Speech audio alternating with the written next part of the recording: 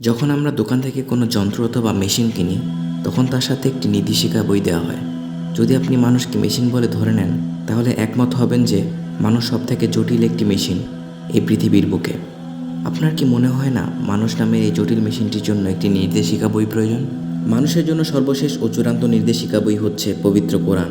পবিত্র কোরআন আল্লাহ সুবহানাহু ওয়া তাআলার সর্বশেষ ও চূড়ান্ত নির্দেশ, যা শেষ ও চূড়ান্ত নবী মুহাম্মদ সাল্লাল্লাহু আলাইহি সাল্লামকে দেওয়া হয়েছে মানবজাতির জন্য। অনেকেই প্রশ্ন করে, কেন সর্বশক্তিমান আল্লাহ আমাদের ইবাদত চান? আমাদের ইবাদত কি তার প্রয়োজন? কেন চান আমরা তার প্রশংসা করি? আল্লাহ এই প্রশ্নের উত্তর দিয়েছেন সূরা ফাতির অধ্যায় নম্বর 35 আয়াত 15-তে। হে মানুষ, তোমরাই আল্লাহর মুখাপেক্ষী, আর আল্লাহ সকল অভাবমুক্ত, সকল প্রশংসা দেওয়ার। এখানে আল্লাহ আমাদের বোঝাচ্ছেন তিনি সকল অভাবমুক্ত এবং আমরা তার সাহায্য প্রার্থী। প্রশংসা কেবল তারই। আল্লাহ তাআলা আমাদেরকে তার ইবাদত করতে বলেন, তার প্রশংসা করতে বলেন, তার ভালোর জন্য নয়, বরং আমাদের ভালোর জন্য। যখন আমরা আল্লাহু আকবার বলি, এটা আল্লাহকে মহান করে না। আল্লাহ এমনিতেই অতি মহান। আপনি আল্লাহু আকবার বলেন অথবা না বলেন, আল্লাহ অতি মহানই থাকবেন। এতে আল্লাহ সুবহানাহু ওয়া তাআলা কিছু যায় আসে না।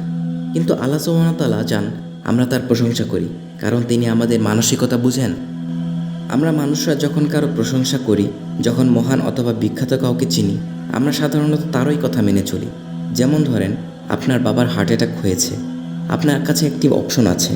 এখন ধরেন আপনাকে একটি সাধারণ মানুষ কোনো উপদেশ দিচ্ছে, আপনি কি তার উপদেশ মানবেন, নাকি পৃথিবীর সবথেকে বড় হার্ট স্পেশালিস্টের উপদেশ মানবেন? অবশ্যই এক্ষেত্রে আপনি বড় হার্ট স্পেশালিস্টের উপদেশ মানবেন। একইভাবে আল্লাহ সুবহানাহু ওয়া তাআলা আমাদের প্রশংসা চান। আল্লাহ মহান, তিনি সব কিছু জানেন, মহাজ্ঞানী। তাই যখন আমরা বলি যে তিনি মহাজ্ঞানী, আর যখন তিনি আমাদের উপদেশ দেন, আমরা অনুসরণ করতে চাই। যদি না মানেন তিনি মহাজ্ঞানী, মহাপ্রজ্ঞাশীল, তাহলে তার উপদেশ মানার সম্ভাবনা কম।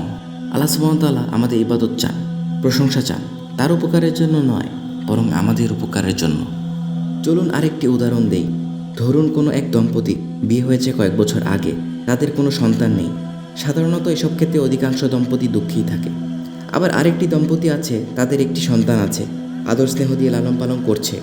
যখন সন্তানটি 15 অথবা 16 বছর হলো, তখন সে মারা গেল। স্বাভাবিকভাবেই তারা খুব দুঃখ পাবে। এখানে প্রথম দম্পতি যাদের সন্তান হয়নি, তার থেকে দ্বিতীয় দম্পতি যাদের কিনা 15 অথবা 16 বছর বয়সে তাদের সন্তান মারা গিয়েছে, সেই দম্পতির কষ্ট তুলনামূলকভাবে বেশি পাবে।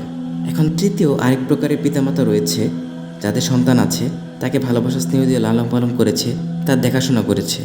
তবে যখন সন্তান বড় হলো, প্রাপ্তবয়স্ক হলো, তখন পিতামাতার সাথে কথা বলে না, তাদের দেখাশোনাও করে না।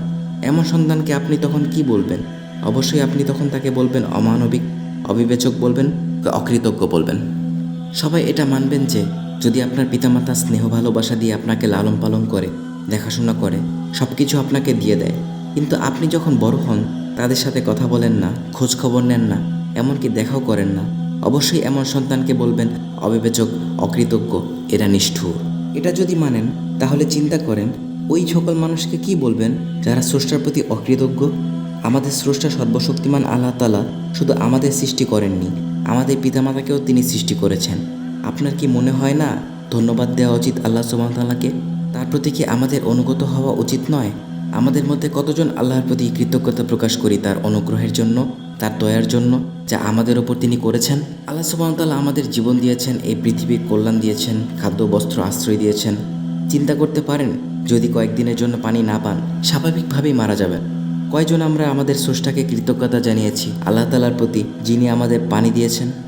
কখনো কি চিন্তা করেছেন যে বাতাস আমরা নিঃশ্বাস নেই, যদি কয়েক মিনিটের জন্য আমরা বাতাস না পাই, কী অবস্থা হবে? অবশ্যই মারা যাব। কয়জন আমরা স্রষ্টাকে ধন্যবাদ জানিয়েছি আল্লাহ সুবহানাহু ওয়া তাআলাকে এই বাতাসের জন্য? আল্লাহ তাআলা বলেন সূরা ইব্রাহিমে অধ্যায় 14 আয়াত 34-এ, যদি তুমি গণনা করো এই নিয়ামত আল্লাহ তাআলার, গুণে শেষ করতে পারবে না। আর মানুষ আসলেই অবিবেচক, অকৃতজ্ঞ।